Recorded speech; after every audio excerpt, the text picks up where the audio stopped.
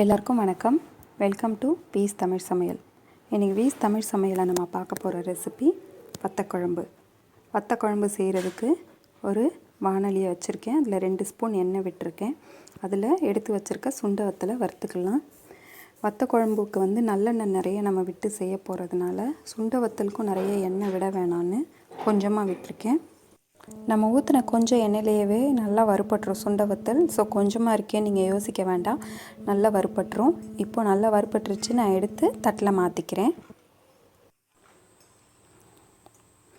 இப்போது அதே வானலியில் நம்ம குழம்பு செய்கிறதுக்கு ஒரு 3 ஸ்பூன் அளவுக்கு நல்லெண்ணெய் சேர்த்துக்கலாம்.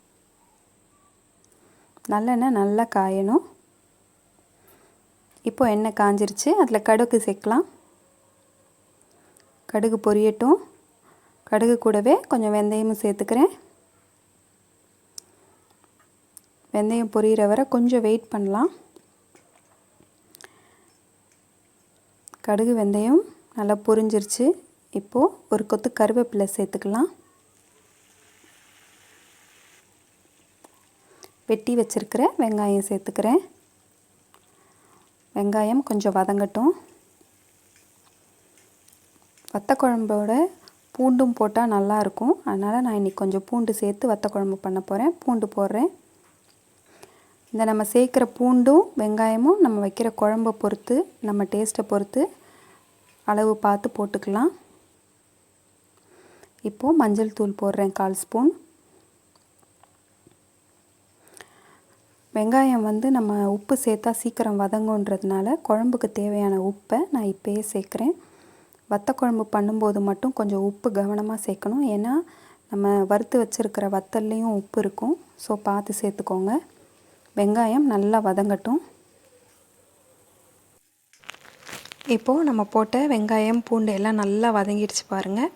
இப்போ இந்த சமயத்தில் நான் வீட்டில் அரைச்ச குழம்பு மிளகாத்தூள் 2 ஸ்பூன் சேர்த்துக்கிறேன். சாதாரண குழம்பு மிளகாத்தூள், அதாவது காரக்குழம்புக்கெலாம் சேர்ப்போம் இல்லையா, அந்த குழம்பு மிளகாத்தூள் சேர்த்தா போதும். வத்தக்குழம்பு பொடியெல்லாம் சேர்க்கணுன்னு அவசியம் கிடையாது.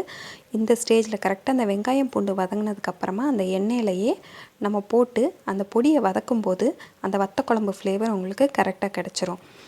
இப்போது நல்லா அந்த பொடியை எண்ணெயில் வதக்குனதுக்கப்புறமா நம்ம எடுத்து வச்சுருக்க புளி தண்ணியை சேர்த்துக்கிறேன்.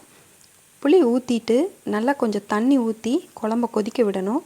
அந்த குழம்பு கொதித்து வற்றும்போது தான் அந்த வத்த குழம்போட டேஸ்ட் நமக்கு நல்லா கிடைக்கும். ஸோ இப்போ நான் நல்லா தண்ணி சேர்த்துக்கிறேன். மிளகாத்தூளோட பச்சை வாசனைலாம் போகணும். ஸோ தண்ணி சேர்த்து கொதிக்க விடணும். தண்ணி சேர்த்துக்கிறேன். சேர்த்துட்டு இது கொதிக்கிற வரை வெயிட் பண்ணலாம். லைட்டிங் சரியில்லை, அதனால் குழம்போட கலர் எக்ஸாக்டாக தெரியல. ஸோ குழம்பு ரெடி ஆனதும் நான் லைட்டில் வச்சு காமிக்கிறேன் எப்படி இருக்குன்னு. குழம்பு நல்லா கொதிச்சிருச்சு, நல்லா சுண்டி எண்ணெயெல்லாம் மேலே பிரிஞ்சு வந்திருக்கு பாருங்கள். இப்போது இந்த ஸ்டேஜில் நம்ம வறுத்து வச்சுருக்கிற சுண்ட வத்தலை சேர்த்துக்கலாம். சேர்த்துட்டு ஒரு 2 நிமிஷம் மட்டும் ஸ்டவ்வை சிம்மில் வச்சுக்கணும்.